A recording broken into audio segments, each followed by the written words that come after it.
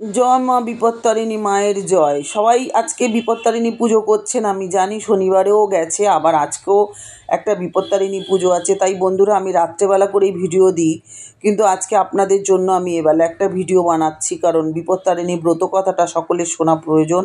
যারা পুজো করেন তাদের জন্য বেশি একান্তই দরকার। এটা না শুনলে ব্রতের ফল হয় না। তাই আমি আপনাদের জন্য ব্রত কথাটা আজকে সকাল সকাল শেয়ার করছি।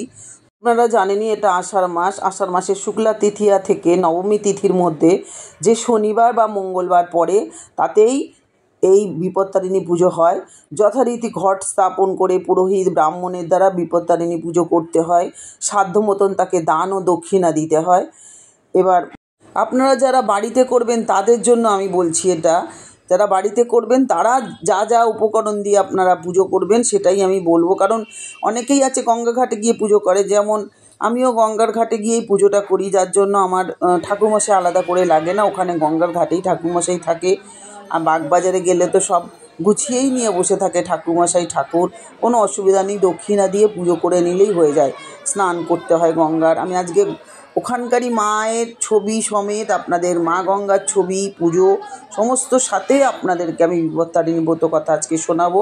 আপনারা ঠাকুরকে দর্শন করতে করতে এই ব্রত কথাটা শুনুন। আর আমি এখন বলবো উপকরণ কি কি লাগে। লোকনাথ বাবাও ওখানে আছে, আপনারা জানেন আমি ভালোবাসি লোকনাথ বাবাকে। লোকনাথ বাবাও কিন্তু ভীষণই জাগ্রত একটা ঠাকুর।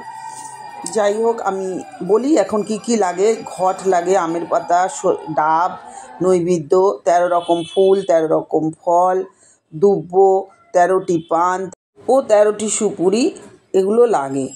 আর ব্রতের আগের দিন অভিষ্য করতে হয়, অর্থাৎ নিরামিষ খেতে হয়। ব্রতের দিন পুজো শেষে ব্রত কথা শুনে সেই আসনে বসেই ফলমূল, মিষ্টান্ন কিংবা লুচি পুরি খেয়ে উপবাস ভাঙতে হয়।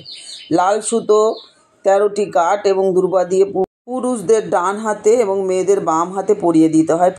আপনারা জানেন কি না জানি না, এই জানেন তো, একটা ধাগা কিন্তু মায়ের জন্য রাখতে হয়, অর্থাৎ মা বিপত্তারিণীর জন্য রাখতে হয়। অনেকে এটা জানে না, আমি সেটা বলে দিলাম। আর মা বিপত্তারিণীর জন্য এক্সট্রা একটা করতে হয়, সব হিসাব করে মায়ের জন্য একটা ওটা মাকে পরিয়ে দিতে হয় পুজোর সময়। তো এবার আমি যাব ব্রতের ফল কি হয় এটাতে। এই ব্রত পালন করলে সংসারে সমস্ত বিপদ আপদ, দুঃখ দুর্দশা কেটে যায় এবং মা বিপত্তারিণীর কৃপায় আপনার সংসারে সৌভাগ্য বয়ে নিয়ে আসে। মা গঙ্গাও দর্শন করুন। যারা স্নান করতে পারছেন না, যেতে পারছেন না, আমি আপনাদের জন্য মা গঙ্গার ভিডিও নিয়ে এসেছি, সাথে পুজোও করুন, মা গঙ্গাকেও দেখুন। সমস্ত পুণ্য লাভ ঘরে বসেই করুন। অনেকেই আছে যারা গঙ্গায় যেতে পারে না, তাদের জন্য এই ভিডিওটা ভীষণই ভালো লাগবে। মায়ের দর্শন করতে করতে ব্রত কথা শুনবেন। তো চলুন ব্রত কথা শুনি। বিদর্ভ দেশে এক রাজা ছিলেন। তার রানী খুব ভক্তিমতী এবং স্বামী ভক্তি পরায়ণা ছিলেন। সেই রানীর এক মুচিনির সঙ্গে বন্ধুত্ব ছিল। মুচিনিকে তিনি প্রায় নানা রকম ফল এবং খাদ্যদ্রব্য উপহার দিতেন। মুচিনি তো খুব গরিব ছিল, তবুও তার খুব ইচ্ছে রানীকে কিছু দেয়। রানীকে রোজই বলে যে আমারও কিছু দিতে ইচ্ছে করে। তখন রানী বলে যে তোমার কাছ থেকে আমি সময় মতন চেয়ে নেব, কিন্তু চাওয়া আর হয় না। হঠাৎ একদিন রানী বললেন, তোমরা তো গোমাংস খাও, একদিন নিয়ে এসো তো, আমি দেখব কেমন দেখতে। তখন মুচিনি রানীর কথা শুনে খুব খুশি। খুব যত্ন করে সে গোমাংস রাঁধলো, তারপরে কাপড় চাপা দিয়ে রাজবাড়িতে এনে রানীকে বললে, গোমাংস এনেছি।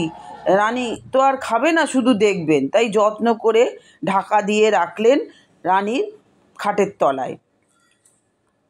এদিকে হয়েছে কি, মুচিনি গোপনে গোমাংস আনলো বটে, কিন্তু রাজবাড়ির একটি চাকর তা দেখতে পেয়ে গেল।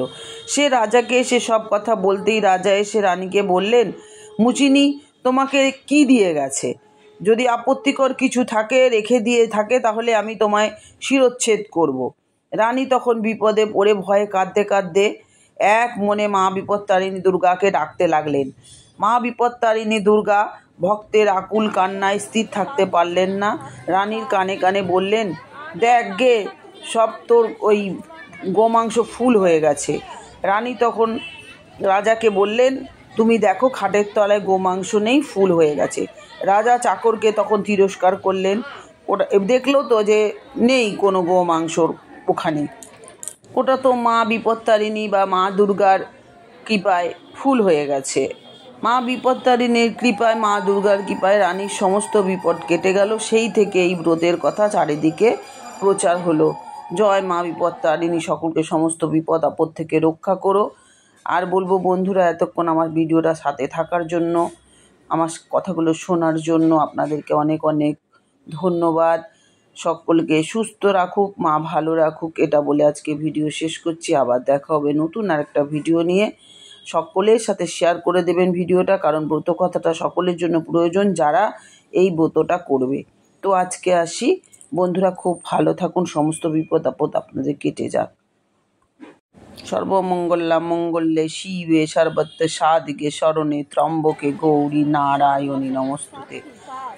জয় মা বিপত্তারিণী, জয় মা বিপত্তারিণী, সকলকে রক্ষা করুন। জয় মা গঙ্গা। গঙ্গা দর্শন করুন। আমি ভিডিওটা শেষ করছি, আপনারা লাস্ট গঙ্গা দেখে মায়ের কথা শুনে শেষ করে দিন।